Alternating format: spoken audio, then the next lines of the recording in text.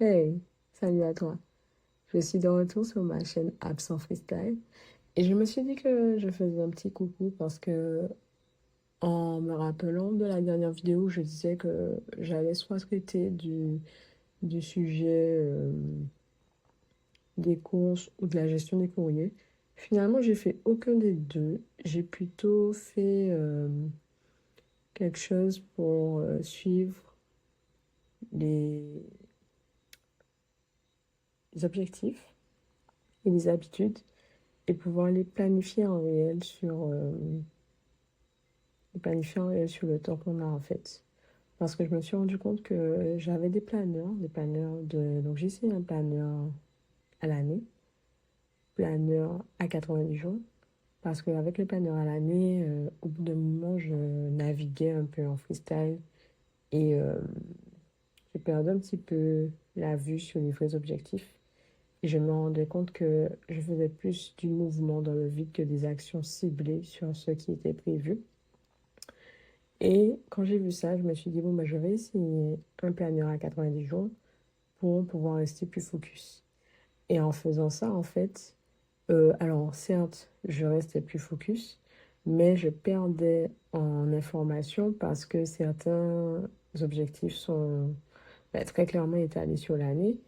Et sur le planeur de 90 jours, je ne peux pas mettre ce qui est prévu une fois que les actions dans les 90 jours sont terminées.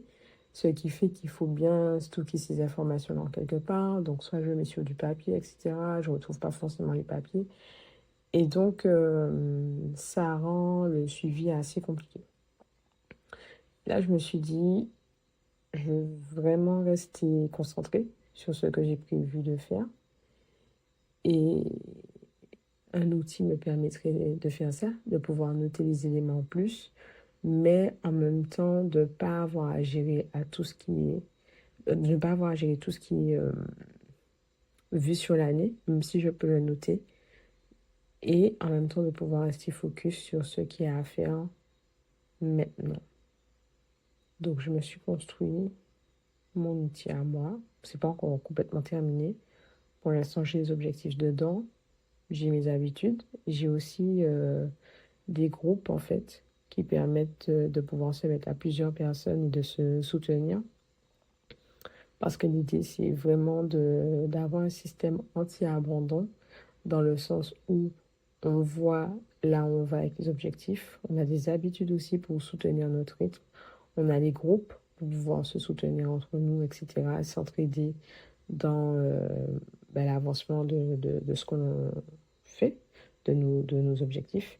Et le tout, pouvoir le planifier sur un calendrier réel. Parce que c'est bien beau d'avoir marqué je veux tel élément à telle date, mais si on ne fait pas de l'espace dessus pour le calendrier, il ne se passe rien en fait. Donc c'est la capacité de pouvoir vraiment modéliser en fait ces choses que l'on veut faire, leur donner de la place, leur faire de l'espace dans le calendrier. Et j'ai fait ça pour moi principalement, pour justement avoir un visu sur ce que je fais et pour pouvoir faire des actions ciblées et alignées avec ce que j'ai envie de faire. Donc voilà, je poste ce petit audio pour dire où j'en suis dans l'expérience. Donc c'est vrai que je suis pas du tout à 5 mini-apps ou micro-sas par mois, parce que finalement la dernière vidéo elle date peut-être de février. Et là on est clairement en juin. Mais j'ai continué quand même à explorer le sujet. C'est vrai que j'ai pas beaucoup documenté, donc c'est pour ça que je fais cet audio là actuellement par rapport à là où j'en suis. Et ce que je vais faire, c'est que je vais prendre un temps pour documenter l'appli que je suis en train de terminer, qui est un outil principalement pour moi, mais que je pense que je vais partager parce que ça peut probablement servir à d'autres personnes, parce que vraiment rester concentré sur ce qu'on fait et faire de la place à ce qui compte, je pense que c'est important. Donc voilà pour le partage du jour et je reviens bientôt pour présenter mes derniers avancements. À bientôt.